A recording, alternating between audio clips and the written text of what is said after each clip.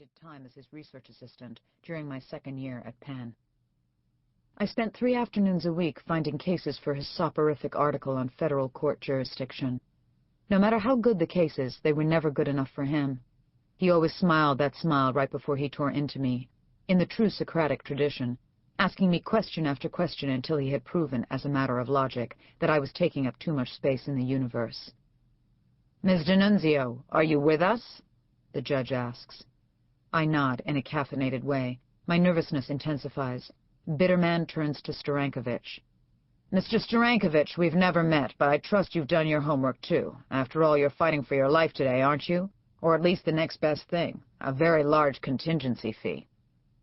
Sterankovich springs to his feet, blinking rhythmically. "The fee is of no moment to me, Your Honor, I can assure you. My only concern is for my clients, a generation of golden agers who have been ruthlessly victimized by the defendant corporation, at a time in their lives when they should be able to relax, relying on the fact that their hard-earned pensions—" "Very good, Mr. Sterankovich. You get an A for enthusiasm," Bitterman snaps. Then the judge studies the motion papers before him, ignoring us both. I'm not sure whether to remain standing, so I steal a glance at Sterankovich. He's swaying stiffly like a sunflower before a thunderstorm.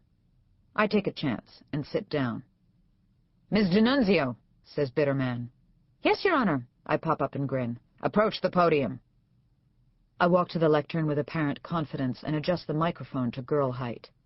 "May it please the court, my name is Mary DiNunzio." "Ms. DiNunzio," Bitterman says. "I have your name, remember?" "Yes, Your Honor. Sorry, Your Honor." I clear my throat to the sound of muffled laughter.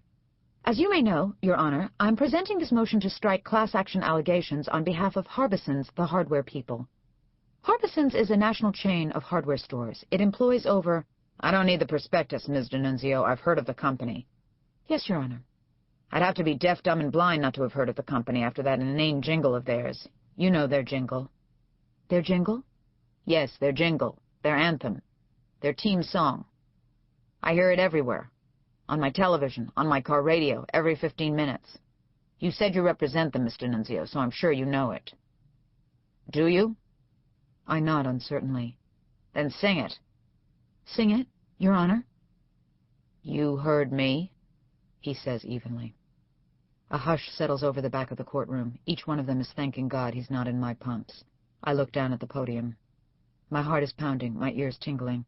I curse Bitterman for humiliating me, and Richard Nixon for appointing him to the federal bench.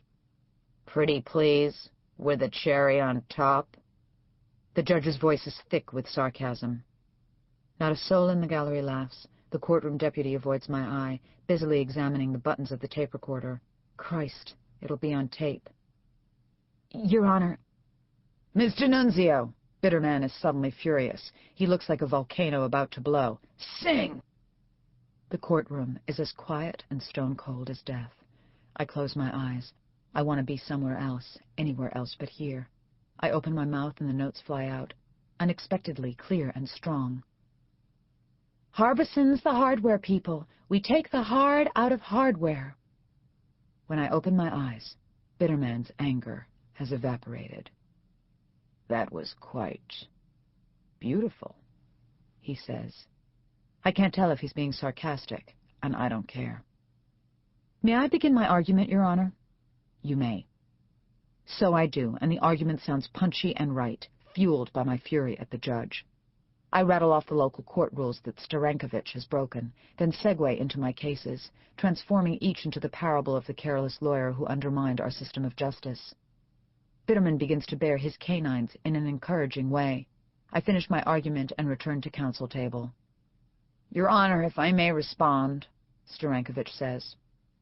He pushes down the shiny pants that are static clinging to his socks and walks to the podium like a Christian into the Roman Colosseum. "May it please the court, I'm Bernard." "Save it, Mr. Sterankovich. We both know that defense counsel is right on the law. Your conduct as class counsel has been a disgrace. Even my law clerks could do better. How could you miss the deadline on your motion for class certification? It's the one thing you have to do, and you couldn't even do that right." "But, Your Honor." Bitterman holds up a hand that looks like a mound of Play-Doh. "Stifle, Mr. Sterankovich, as Archie Bunker used to say." He glances around the room to see if anyone appreciates his joke. The gallery is too terrified to laugh, but the courtroom deputy smiles broadly. Your tax dollars at work. Yes, Your Honor. Sterankovich bows slightly.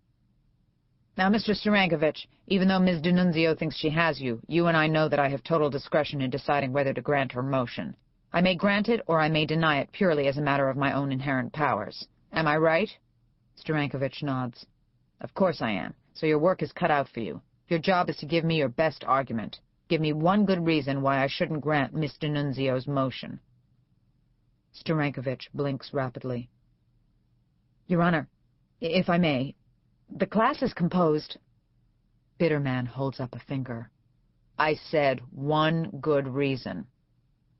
I was about to, Your Honor. The class is composed of some 500 employees, and counting. No, no, you're not listening, Mr. Sterankovich. Repeat after me. The one good reason...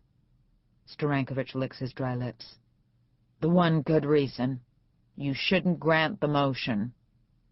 You shouldn't grant the motion. Is... Bitterman finishes with a flourish, waving his hand in the air like a conductor. Is... No, you idiot, I'm not going to finish the sentence for you. You finish the sentence. The courtroom deputy looks down. The gallery holds its breath.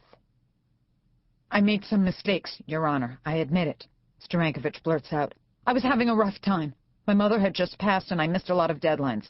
Not just on this case, on others too. But it won't happen again, Your Honor. You have my word on that. Bitterman's face is a mask of exaggerated disbelief. He grabs the sides of the dais and leans way over. This is your best argument? This is the one good reason? Sterankovich swallows hard. This is the best you can come up with. The one good reason I shouldn't grant the motion is that you were making a lot of mistakes at the time, and this was just one of them? Your Honor, it's not like... Mr. Sterankovich, you said your only concern was for your clients. Isn't that right? Yes, Your Honor. Do you care enough to give them the best lawyer possible? Yes, Your Honor. Would the best lawyer possible fail to file his motion for class certification on time?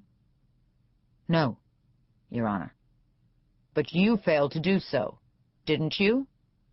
Sterankovich blinks madly. Didn't you?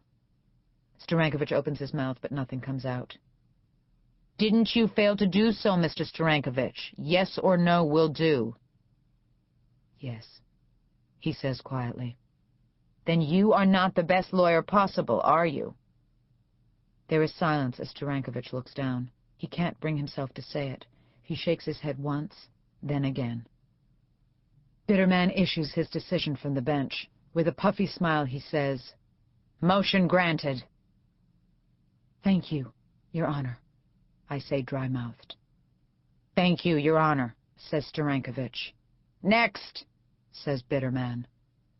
I stuff my papers in my briefcase and turn to go, as another corporate shill takes my place at council table. The pews are jam-packed with us, padded shoulder to padded shoulder, because the argument schedule is so late. I hurry by the freshly shaved suits in rep ties and collar pins. I look at the back row. It's where my husband sat with his first-grade class and watched me argue my first motion.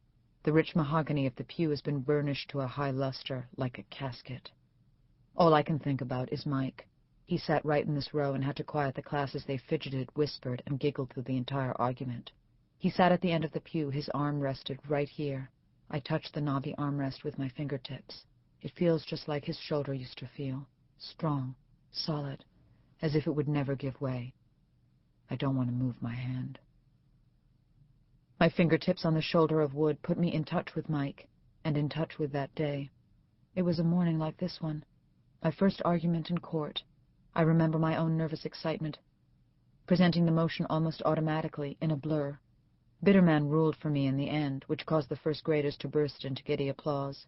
Mike's face was lit up by a proud smile that didn't fade even when Bitterman went ballistic, pounding his gavel. I pull my hand from the cold, glossy wood of the pew. Mike isn't here. Mike is gone. My head is flooded with a memory. Mike and I celebrated the night I won the motion. We made love so sweetly, and then ate pizza, a reverse of our usual order. Afterward, he told me he felt sorry for the employees whose discrimination case I had gotten dismissed. You're a softie, I said, but you love me for it, he said.